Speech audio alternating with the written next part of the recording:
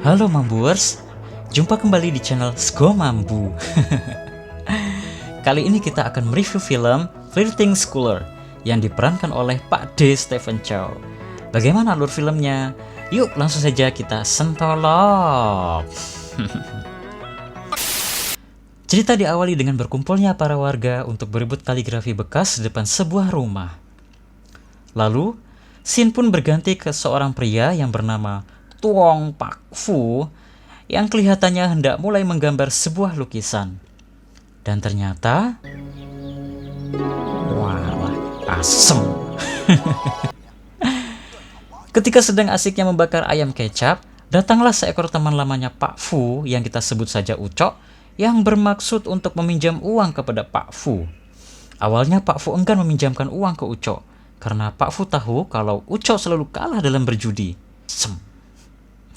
Dengan memelas penuh iba, si Ucok pun memohon sambil bertekuk lutut kepada Pak Fu. Karena kasihan, akhirnya Pak Fu pun mau gak mau harus mengeluarkan ninjutsu terlarangnya yang ia pelajari bersama Sai ketika perang ninja Konoha. Dan akhirnya, Pak Fu pun bersedia membuatkan gambar untuk Ucok jual dengan syarat, ya, Ucok harus rela menjadi kuas bagi Pak Fu. Ya, Mimin kira hasilnya bakalan amburadul karena Pak Fu menggunakan tubuh si Ucok untuk melukis. Oh, lihat kuayal. Gambar na muter-muter kayak baling-baling bambu piye.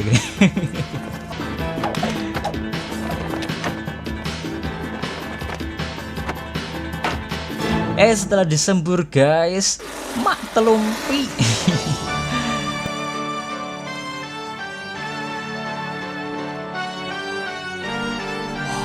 Hasilnya luar bioskop guys.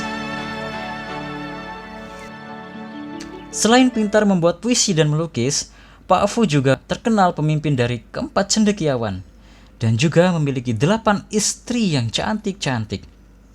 Tapi sayangnya, ke-8 istri Pak Fu sangat suka berjudi. Dari ke-8 istrinya, tidak ada yang memahami Pak Fu dengan baik, sehingga Pak Fu merasakan kesepian. Sampai akhirnya, datanglah utusan dari Raja Ning hendak mengajak Pak Fu bergabung untuk melakukan pemberontakan.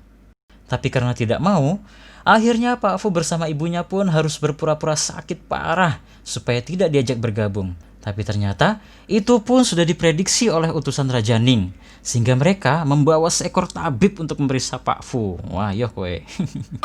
Dan ternyata betapa kagetnya utusan Raja Ning yang mendapati Pak Fu sedang asik badok ayam bakar kecap. Walah.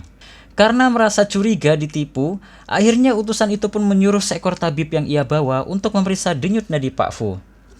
Karena takut ketahuan, Pak Fu pun sekali lagi mau tak mau harus mengeluarkan ninjutsu legendaris yang diajarkan oleh Orochimaru, yaitu jurus mengganti denyut nadi.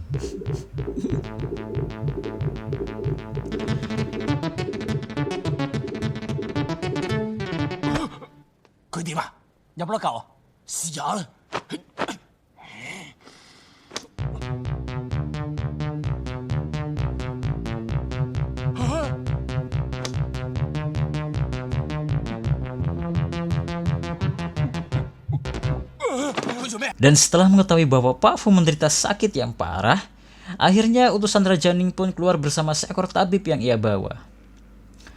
Lalu scene pun berganti di mana Pak Fu yang sedang dimarahi oleh ibunya karena menunjukkan ninjutsunya di depan orang lain. Padahal, Pak Fu sudah berjanji di depan makam ayahnya untuk merahasiakan jurusnya. Sambil marahi Pak Fu di bawah meja, sang ibu menceritakan bahwa tombak tong ayahnya Pak Fu adalah juara ketiga dari peringkat senjata. Dan akhirnya, Pak Fu pun disuruh ibunya untuk bersembunyi supaya tidak diganggu lagi oleh utusan Raja Ning. Sebelum pergi, sekali lagi Pak Fu melihat ke-8 istrinya yang bertingkah tidak normal seperti seorang istri. Aduh, iki istri koyo opo ya. Karena tidak betah di rumah, Pak Fu pun lebih banyak menghabiskan waktunya bersama ketiga sahabatnya yang sesama cendekiawan.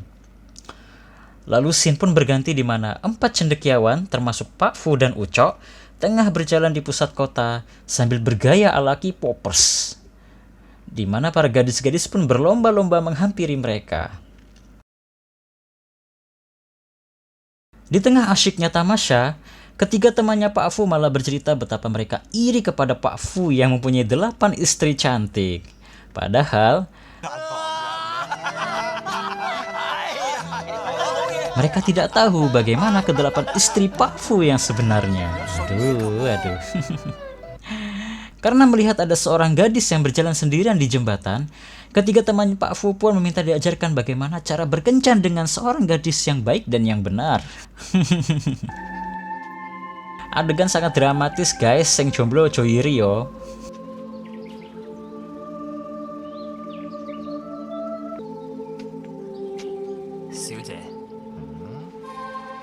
Betapa terkejutnya Pak Fu.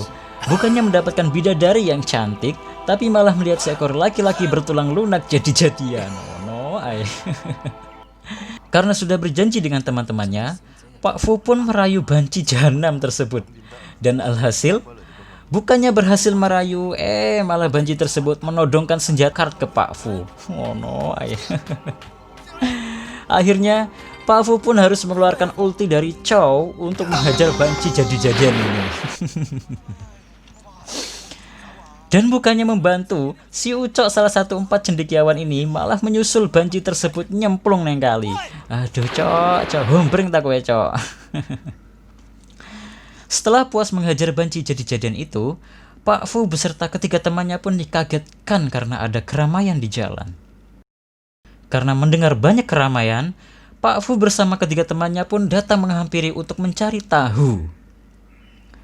Pak Fu pun diberitahu bahwa keempat pelayan pemilik rombongan tersebut cantik-cantik, terutama yang bernama Agus.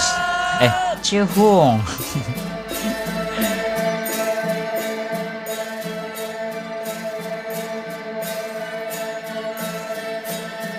Karena mengetahui betapa cantiknya Chehong, Pak Fu bersama ketiga temannya pun menyamar menjadi pengemis supaya mendapatkan roti gratis dari keempat pelayan cantik Nyonya Wah.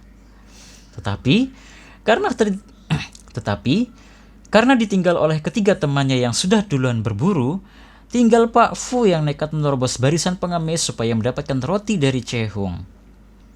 Dan bukannya curiga, Chehong malah memberikan 2 roti kepada Pak Fu.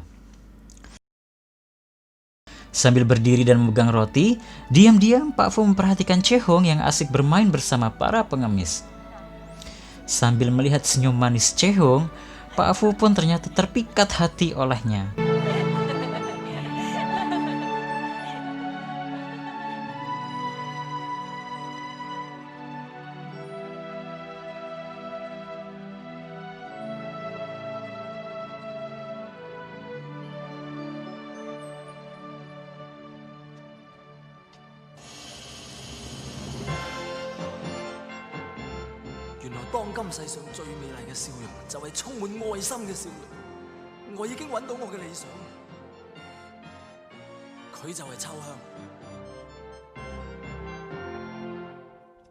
Lalu bagaimana kelanjutannya?